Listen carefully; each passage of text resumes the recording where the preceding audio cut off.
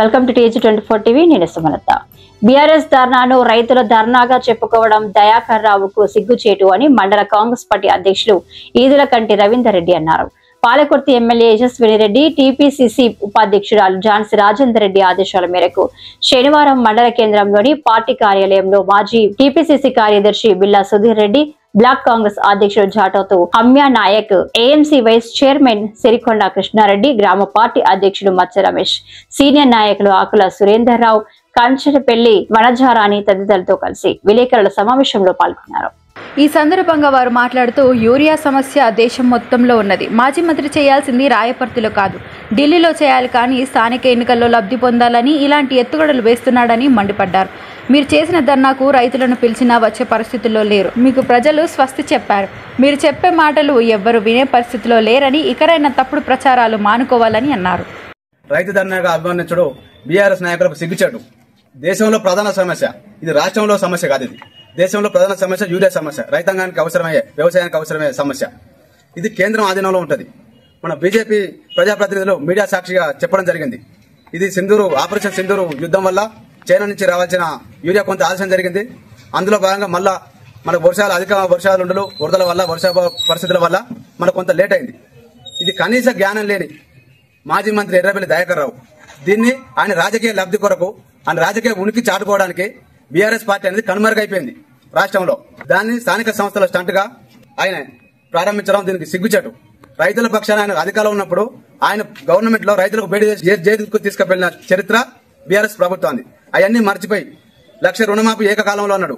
దాన్ని 4 విడతలు చేస్తే ఎవరికి అయిందో అర్థం కాని పరిస్థితి. రైతు పక్షపాతి అంటే కాంగ్రెస్ పార్టీ మీద దుష్ప్రచారం చేసుడు, రేవంత్ రెడ్డి అసమర్థత వల్లనే ఈ రోజు యూరియా రాష్ట్రానికి ప్రాబ్లం జరిగినాడు.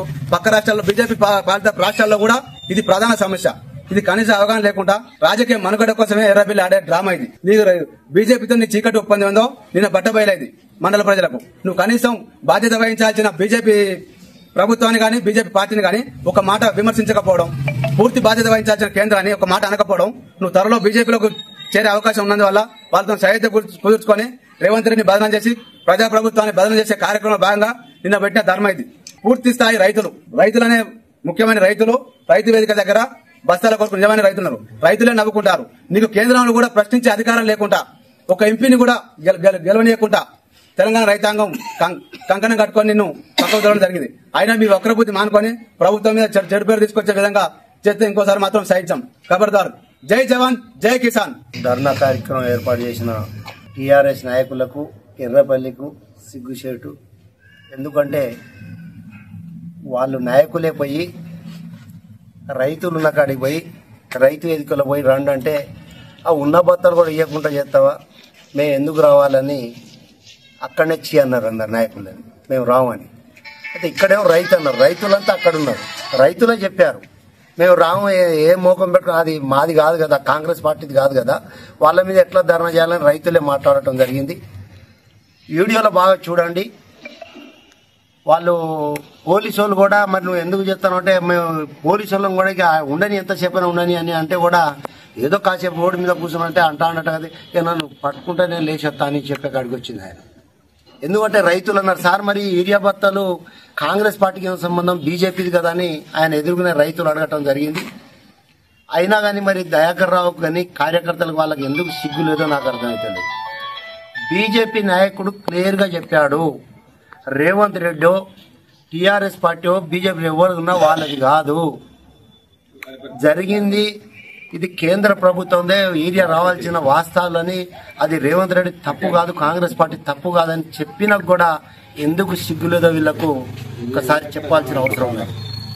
ఒకటి బాగా చూడండి, రైతులకు గిట్టుబాటు ధర కావాలని అడుగుతేనే కొట్టుకుంటా బేడీలేసిన దాఖలాన్ని ప్రభుత్వంలో, రైతులకు తీరా దగ్గరకు వచ్చిన నోట్ల వచ్చిన పంట పోతే రాళ్లు పడి నేను ముఖ్యమంత్రిని తీసుకొచ్చి మొత్తం నష్టం ఇప్పిస్తా అన్న దాఖలాలు ఉన్నాయని, కానీ ఎవరికైనా రూపాయి బిల్లు ఇప్పించినావా?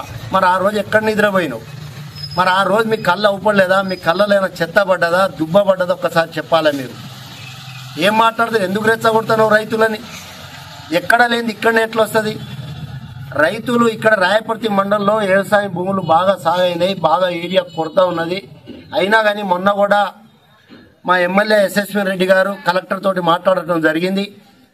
మరి రాయపర్తి మండల్ పెద్ద మండల్, ఇది కొద్దిగా సరిపోతలేమంటే అదనంగా ఒక 10 లారీలు ఇమ్మీడియట్లో పెడతా అని కూడా చెప్పింది. లెటర్ కూడా ఉన్నది మా దగ్గర. డైరెక్ట్ మా రైతులు పోయి మాట్లాడితే డైరెక్ట్ అవసరం ఉంటే నేను కలెక్టర్ దగ్గర కూడా వస్తా అన్నది. రైతులు మాత్రం ఎక్కడ లొలిపెట్టలే పాపం. నిన్న రైతు ధర్నా అన్నారు, ఏ ఒక్క రైతను ఉన్నాడు అందులో. కాకపోతే కాంగ్రెస్ పార్టీ మీద నువ్వు ఏదో శాతగానితనాన్ని నువ్వు ఎట్లా పూసుకుంటావు, రాజకీయానికి రా కాంగ్రెస్ పార్టీ మీద. కానీ ఎందుకు ఇట్లాంటి తప్పుడు కూతలు చేస్తారో ఒక్కసారి టీఆర్ఎస్ పార్టీకు బుద్ధి చెప్పాల్సిన రోజు అతి త్వరలో వస్తానే మళ్ళా. ఎందుకంటే దొంగ అని నువ్వు అంటున్నావు, దొంగ అని అమ్మంటున్నాడు కదా. ఒక 20 బత్తాలు ఒక డైరెక్టరు నా ఆఫీసర్లను బెదిరించి ఇంట్లో వేసుకున్నాడు. మరి నీకు ఎందుకు సిగ్గులేదు? ఆయన సస్పెండ్ చేయాలి, లేకపోతే పార్టీ నుంచి పదవి నుంచి తీసేయాలి. దొంగలను దాచుకుంటూ మీరేదో సంసారం లెక్క రోడ్ ఎక్కితే మేమేదో సంసారం అవుతాం అనేది కాదు. ప్రజలు తెలియకలు ప్రతి ఒక్క రైతుకు కానీ అందరికీ అది కాంగ్రెస్ పార్టీది కాదు ఏరియాని. ఇంకొకసారి ఇట్లాంటి మాట్లాడితే మాత్రం బాగుండదని చెప్పడం జరుగుతుంది. అండ్ టీం అలీబాబా 40 దొంగలు. ఈ అలీబాబా 40 దొంగల్ని ఎవరు నమ్మకపోతే, ప్రజలు చీత్కరిస్తే, బుద్ధి చెప్పి ఇంట్లో కూర్చోబెడితే, ఎక్కడి పోయినా ఆదరణ లేక ఏ ఒక్క అవకాశము ప్రభుత్వం మీద ప్రభుత్వ వ్యతిరేకతను ఏదో సొమ్ము చేసుకోవడానికి ఒక్క అవకాశం కూడా దొరకక నిన్న చాలా రోజుల తర్వాత నేను ఒక డ్రామా పెట్టిండు. అది రైతుల ధర్నా అని ఫ్లెక్సులు పెట్టుకుని వచ్చి టీఆర్ఎస్ నాయకులు మాత్రమే అక్కడ ధర్నా చేసిండు. ఇంతకుముందు మా మిత్రులు చెప్పింది, రైతు అనేటోడు గనక నిన్నటి ధర్నాలో ఉంటే మేము కాంగ్రెస్ పార్టీ రాయపర్తి మండలం తరఫున మేము ఛాలెంజ్ చేస్తున్నాం. దయాకర్ రావుకు ఛాలెంజ్ చేస్తున్నాం, ఆ పార్టీ అధ్యక్షునికి, ఆ పార్టీ నాయకులకు ఛాలెంజ్ చేస్తున్నాం. వీడియోలు చూపిస్తారా, ఫోటోలు చూపిస్తారా, చూపియండి. అందులో కనుక కార్యకర్తలు కాక రైతులు అనేటోళ్ళు కనుక ఉండేది ఉంటే మేము అదే బస్టాండ్ సెంటర్ ఎక్కడైతే మీరు ధర్నా చేసిందో అక్కడే మేము ముక్కునాలకు రాకడానికి సిద్ధం. లేదు అంటే మీరన్న రేపు వచ్చి ముక్కునాలకు రాయండి. మనుషులైతే ఇప్పటికైనా నిన్ను మిమ్మల్ని ప్రజలు మనుషులుగా గుర్తించాలంటే మీరు వచ్చి ముక్కునాలకు రాయాలి, లేకపోతే రాయపర్తి మండల ప్రజలకు క్షమాపణ చెప్పండి. ఈ దొంగ వ్యవహారాలు ఎందుకు? మీ అమ్మటి రైతులు లేరు. నిజంగా మా మిత్రులు చెప్పి మీ అమ్మటి రైతులు లేరు. మీరు పోయి రైతుల కాళ్ళు పట్టుకుంటే కూడా ఒక్క రైతు రాలే మీతో ధర్నా చేయడానికి. ఇది పోతే దయాకర్ రావు 7 సార్లు 6 సార్లు ఎమ్మెల్యేను, ఎంపీని, 40 years ఇండస్ట్రీ అని గొప్పగా చెప్పుకుంటావు, దొంగ మాటలు చెప్తావు. నువ్వు ఎన్నడూ కూడా ప్రజల రైతు పక్షపాతి కాదు, ఎప్పుడు కూడా నువ్వు రైతుల వ్యతిరేకవే.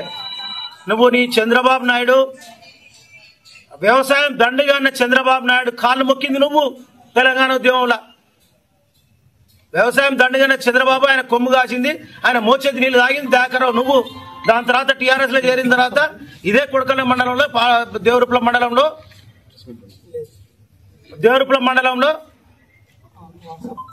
మొత్తం విధి వైపరీత్యం వల్ల మొక్కజొన్న పంట, వరి పంట రకరకాలుగా ఇబ్బంది జరుగుతే, రైతులకు ఇబ్బంది జరిగితే, అకాల వర్షాలతో ఇబ్బంది జరిగితే నువ్వు ఎక్సులకు సీఎం తీసుకొచ్చినావు. సీఎం తీసుకొచ్చి ఇక్కడ మీటింగ్ పెట్టించి ఎకరాలు 10,000 రూపాయలు ఇప్పిస్తారన్నావు. ఈ విషయం మీద ఛాలెంజ్. నువ్వు ఎన్ని ఎకరాలకు పాలకుర్తి నియోజకవర్గంలో 10,000 వేల చొప్పున ఇప్పించినావో చెప్పాలి. రైతులు చెప్పుతోడు కొట్టలేదు అని అప్పుడు బుద్ధి ఉందా నీకు? అసలు ఎన్నిసార్లు రైతులకు బేడీలేసింది, మామూలు చెప్పి రైతులకు బేడీలేసింది మీరు. రైతులకు యూరియా ప్రాబ్లము నీ ప్రభుత్వంలో కూడా వచ్చింది. అప్పుడు నేనే సింగిల్ విండో చైర్మన్ అప్పుడు కూడా వచ్చింది. యూరియా అనేది రాష్ట్ర ప్రభుత్వం చేతులు లేదు, అది కేంద్ర ప్రభుత్వం చేతులు ఉంది. కొన్ని అనివార్య పరిస్థితులలో యూరియా వస్తలేదని రైతులు మేము అందరం కష్టాలు పడుతున్నాం. నిజంగా అది బాధాకరమైన విషయం. రైతులకు ఇవాళ యూరియా వస్తలేదంటే కాంగ్రెస్ పార్టీ నాయకులుగా, రైతు పక్షపాతి వ్యక్తులుగా మేము బాధపడుతున్నాం. రైతులకు సంన్యాయం చెప్తున్నాం. మేము ఇక్కడ ఉండి అందరికీ రైతులకు నిజాయితీగా యూరియా అందేటువంటి ప్రయత్నం చేస్తున్నాం. నీ కార్యకర్త లెక్క నీ మండల పార్టీ నీ మాజీ ఎంపీపీ అనిమిరెడ్డి అండ్ నీ డైరెక్టర్ ఇద్దరు కలిసి యూరియా తిరునాపిల్లలు అమ్ముకుంటాను. కేసు అయింది, 6A కేసు అయింది, జైలు వేయచ్చింది వాళ్ళు. అయినా నువ్వు వచ్చి ఆ ధర్నా అంటావు, సిగ్గుండాలే. గురువింజ కింద సామెత ఉన్నది. నీ నలుపు నీకు తెలియక చేయి దయాకరం. ఇప్పటికైనా నువ్వు ప్రజలు నీకు మాకు 5 ఏళ్లు మ్యాండేటరీ ఇచ్చిళ్ళు, 5 సంవత్సరాలు మమ్మల్ని అధికారంలో ఉండమని చెప్పిన కాంగ్రెస్ పార్టీని 5 సంవత్సరాలు వెయిట్ చేయి. నువ్వు ఇంత తొందర ఎందుకు అధికారం కోసం? నీకు ఉర్రు తలుగుతావు, ఎప్పుడు ఎక్కుదామా మళ్ళా సీట్ అని చూస్తావు, తప్పుడు పనులన్నీ చేస్తావు. కాంగ్రెస్ పార్టీ మీద కనుక నువ్వు అవాకులు చవాకులు పేలాలంటే ఆకాశం మీద నువ్వు ఉమ్మేసినట్టు అది తిరిగి నీ ముఖం మీదనే పడుతుంది ఆ ఉమ్ము. దయచేసి ఇప్పటి వరకంటే ఒక లెక్క చూసినాం, ఇక ముందు చెప్తాను. మీరు దొంగ ధర్నాలు చేసినా, మీరు దొంగ స్టేట్మెంట్లు ఇచ్చినా నిజాయితీగా చేయండి. తప్పుంటే అని మేము కూడా కొన్ని సందర్భాలలో స్వీకరించడానికి సిద్ధంగా ఉంటాం. కానీ మీరు అవినీతికరమైనటువంటి పనులు చేసుకుంటూ అక్రమంగా మా మీద ఏదో బురద జల్లాలనే ప్రయత్నం చేస్తే కనుక ఎక్కడైతే మీరు ధర్నా చేసినరో అక్కడనే మీకు బుద్ధి ఎప్పుడు జరుగుతుంది. ఈసారి మీరు ధర్నా చేస్తే మీ ధర్నాకు పోటీ ధర్నా చేస్తాం మేము. మీరు దొంగలు అని ప్రజలు విశ్వసించిళ్ళు, మిమ్మల్ని నిజాయితీ పరులని మాకు అధికారం ఇచ్చిళ్ళు. మళ్ళీ ప్రజలు మమ్మల్ని 2వ ఎలక్షన్లో ఏం చేస్తారో చేసేదాకా వెయిట్ చేయాలి. ఏదో స్థానిక సంస్థలు వస్తానే మళ్ళీ వీడిని వాడిని మళ్ళీ ఒకళ్ళు ఇద్దరిని బురుడి కొట్టించి ఏదో ఇక్కడ 4 రూపాయలు ఖర్చు పెట్టి ఏదో డ్రామాలు చేసి మళ్ళీ స్థానిక సంస్థలు లబ్ధి పొందుదామని చూస్తాను. కానీ నువ్వు 2 సార్లు కర్రు కాల్చి బాధ పెట్టి నీకు 3వసారి కూడా ప్రజలు రెడీగా ఉన్నారు. నిన్ను ఏ రకమైన బుద్ధి చెప్పాలో ఆ రకమైన బుద్ధి చెప్తానికి రెడీగా ఉన్నారు. కాబట్టి ఈ దొంగదన్నాన్ని మానుకోవాలని చెప్పి మరొకసారి బీఆర్ఎస్ పార్టీ నాయకులకు వార్నింగ్ ఇస్తూ చెప్తున్నాను. రైతు సంఘాలు చేసినట్టుగా చిత్రీకరించడం అది చూస్తే విడ్డూరంగా అనిపిస్తుంది. అయ్యా నువ్వు నిజంగానే రైతు పక్షపాతి అయితే ఆనాడు వడగండ్ల వాన వచ్చి రైతులు గోసపడినాడు ఎక్కడున్నావయ్యా. అదేవిధంగా రైతులకు అకాల పంట నష్టం జరిగినప్పుడు నువ్వు ఎక్కడో ఏ పంట కాలంలో ఎక్కడ రైతులకు అండగా నిలబడ్డావు. ప్రభుత్వాన్ని పరిపాలన చేసుకోలేకుండా ప్రజల యొక్క మనసు మార్చడానికి ప్రయత్నంలో ఒక భాగం, ఒక కుటిల ప్రయత్నమే తప్ప నిజమైన రైతు యొక్క పక్షపాత నువ్వు ఏనాడు చేయలేదు. నీ మంత్రి పదవి వచ్చినప్పుడు, మంత్రి రాకుండా ఎమ్మెల్యే ఉన్నప్పుడు కూడా అదే పని చేసినావు. ఇప్పుడు కూడా ప్రజలను వారి యొక్క దృష్టి మళ్లించడానికి ప్రయత్నం చేస్తున్నావు. అయ్యా నువ్వు మర్చిపో, నీకు రిటైర్మెంట్ ఇచ్చిండ్రు ప్రజలు. ఆ రిటైర్మెంట్ పదవి విరమణ పొందిన కాబట్టి హాయిగా ఉండు. కానీ ప్రజలను తప్పుతో పట్టించకు. ఈ యొక్క యూరియా కొరత అనేది కాంగ్రెస్ గవర్నమెంట్ సృష్టించింది కాదు. అది ఫస్ట్ అర్థం చేసుకో. నువ్వు యూరియా కొరత అనేది కేంద్ర ప్రభుత్వం చేతిలో ఉన్నది. ఒక మన రాష్ట్రం లేదు ఇబ్బంది, మిగతా పక్క రాష్ట్రంలో కూడా ఉన్నది. అక్కడ చంద్రబాబు అలవలసి ఉన్నప్పటికీ కూడా మరి అక్కడ ఎందుకు రాలేదు ఒకసారి అక్కడ ప్రశ్నించు. నీకు ఇదే రాయపర్తి చౌరస్తాలో చేయవలసిన ధర్నా అవసరం లేదు. నువ్వు పోయి అక్కడ చేయి, కేంద్ర ప్రభుత్వం దగ్గర నువ్వు చేయి, ధర్నా చేయి. మా రైతులకు అన్యాయం జరుగుతుంది, మాకు ఇవ్వాల్సిన యొక్క కోట మాకు సకాలంలో ఇవ్వండి రైతులకు అని చెప్పి అక్కడ కొట్లాడండి. కానీ అవన్నీ మర్చిపోయి ఈ యొక్క ఓటు రాజకీయం కోసం ప్రజలను తప్పుదో పట్టించడం కానీ సభ్యతగా లేదు, సంస్కారంగా లేదు. అది నీకు మంచిది కాదు. మేము రైతు పక్షాలలో పడి రైతు పక్షపాత ప్రభుత్వం కాంగ్రెస్ ప్రభుత్వం. ఎప్పుడు కానీ రైతుకు అండగా నిలిచే ప్రభుత్వం కాంగ్రెస్ ప్రభుత్వం. రైతులకు ఏదైతే చేయదలుచుకుందో తప్పకుండా చేసే ప్రభుత్వం. కానీ ఈ మధ్యకాలం ఒక వారం రోజులు ఒక్కసారి అర్థం చేసుకో. అక్కడ ఎంపీ గారు రఘునందన్ రావు ఏం మాట్లాడో అర్థం చేసుకో. కేంద్ర ప్రభుత్వం ఇస్తుంది కాబట్టి అక్కడ కొంచెం జరిగింది వాస్తవం, అది త్వరలో వస్తాయి అని చెప్పి ఒకసారి స్టేట్మెంట్ ఇచ్చాను. గతం 20 రోజుల క్రితమే ఇచ్చాడు. మరి నీకెందుకు లేదా? ప్రజల కంటే తెలుగు ఇబ్బంది పడుతున్నారు, మరి నువ్వెందుకు లేదు? సత్ప్రవర్తనగా మాట్లాడి సత్ప్రవర్తనగా ప్రజల్లో మరణ పొందు. కానీ ఇట్లాంటి వక్రబుద్ధి చూపించి ప్రజల్లో మరణ పొందామనే ఆలోచన తీసుకురావని చెప్పి మేము కోరుతా ఉన్నాం. మేము కాంగ్రెస్ పార్టీ తరఫున రైతులకు మేలు చేసే ప్రభుత్వం, రైతులు తప్పకుండా ఆదుకునే ప్రభుత్వం అని చెప్పి మరొకసారి మేము గుర్తు చేస్తూ మీకు ఈ అవకాశాన్ని ఇచ్చినటువంటి వారికి కృతజ్ఞతలు తెలియజేసుకుంటున్నాం. ప్రతి గుంట భూమి కూడా స్వతహాగా మరి నీరందే విధంగా ఉన్నందుకు మరి ప్రతి భూమిలో కూడా నాటు పెట్టడం జరిగింది. ఇరిగేషన్ అనేది చాలా ఎక్కువ జరిగింది.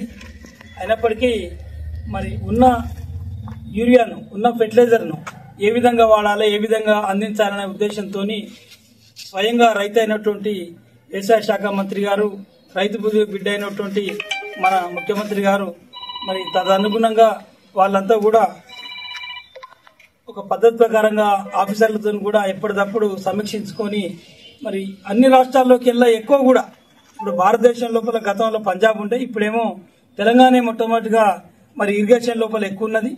మరి అటువంటి పరిస్థితి లోపల యూరియా కొంత ఇబ్బంది జరిగింది. రైతులకు కూడా కొంత అవగాహన లేక కేవలం 2 సార్లు వేయాల్సిన యూరియాను 3 సార్లు ఇస్తారు. పాపం రైతన్నలు ఇంకా ఎక్కువ డెవలప్ కావాలనే ఉద్దేశంతో ఆ విధంగా చేయొచ్చు. కానీ ఒకటే నేను అడుగుతున్నాను దయాకర్ రావు గారిని, మరి మీరు ఎల్లప్పుడూ ప్రజల లోపల ఉంటే సంతోషం, మేము కాదంటలేమో, వెల్కమ్ చేస్తున్నాం. కానీ నువ్వు ఒక్కటే ఆలోచించు, కొద్ది రోజుల ముందు మరి విలేకరుల మిత్రుల సమక్షం లోపల నీ చేతిలో ఉన్న పాలకవర్గంలోని ఒక వ్యక్తి మరి స్వయంగా తనే రైతులకు అందించాల్సిన యూరియాను తన ఇంట్లో పెట్టుకుని బ్లాక్మెయిల్ చేసినప్పుడు మరి దాని మీద కేసు అయింది తెలుసు. ఆ కేసు అయింది కదా అని చెప్పి నిన్న నేను మనం మిత్రుల ముందు అడిగితే అన్నారు. కానీ నేను ఒకటి అడుగుతున్నా, మా వైపు నుంచి నీ చేతుల్లో దాన్ని అట్టి డైరెక్టర్ని గాని ఆ వ్యక్తిని గాని కనీసం నీ పార్టీ నుంచి నువ్వు సస్పెండ్ చేయని స్థితిలో ఉండి నువ్వు ఏ విధంగా ఏ ముఖం పెట్టుకుని వచ్చి రైతుల దగ్గరికి వచ్చి నేను సుఖం పూసనని చెప్పి తిరుగుతానో నువ్వు అర్థం చేసుకోవాలి. మరి ఈ విషయం లోపల దయాకర్ రావు గారు ఈ విధంగా వస్తే, మరొకసారి ఈ విధంగా జరిగితే, ప్రజలను తప్పుదో పట్టిస్తే, రైతులను ఇబ్బంది పెడితే తగిన శిక్ష అనుభవించాల్సి వస్తుంది. గుంటూరులో ఫ్లాట్ కొనుక్కోవాలనుకుంటున్నారా? అయితే ఒక పని చేయండి, ఎంఆర్ కన్స్ట్రక్షన్స్ వాళ్ళు గుంటూరుకు 3 వైపులా అపార్ట్మెంట్స్ కన్స్ట్రక్ట్ చేస్తున్నారు. మీరు ఒకసారి వెళ్ళి మోడల్ అపార్ట్మెంట్ చూడండి, సూపర్ గా ఉంది. ఎంఆర్ కన్స్ట్రక్షన్స్, మీ ఇంటిని అందంగా నిర్మిస్తాం. బ్రహ్మానందం చెప్తున్నాడని కాదు, మోడల్ ఫ్లాట్ చూడండి, సూపర్ గా ఉంది. నచ్చితేనే కొనండి.